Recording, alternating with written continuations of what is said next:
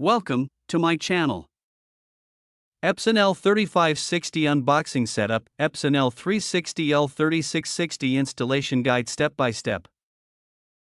First, unbox the printer. Carefully remove the printer from the box along with the power cable, ink bottles, CD/manuals, and USB cable, if included. Second, remove all protective tapes. Take off all orange and blue protective tapes from inside and outside the printer to avoid any jams or blockages.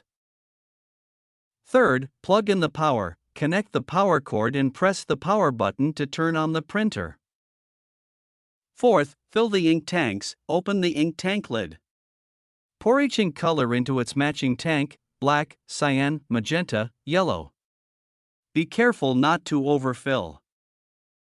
Fifth, ink charging process. After filling, press and hold the stop/reset button for 5 seconds to start ink charging. Wait until the power light stops blinking, approximate 10 minutes. Sixth, load paper. Open the rear paper tray and insert A4 or desired size paper. Adjust the side guides to fit the paper. Seventh, install driver's software. Use the CD provided or go to Epson's official website. Download and install the drivers for your model, L3560/L360/L3660.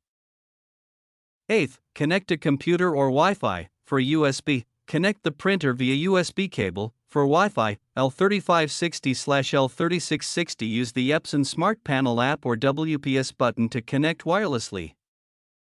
Ninth, print test page. Go to printer settings on your PC and print a test page to ensure everything is set up properly. 10th, ready to use. Your printer is now fully set up and ready to scan, print, or copy documents easily.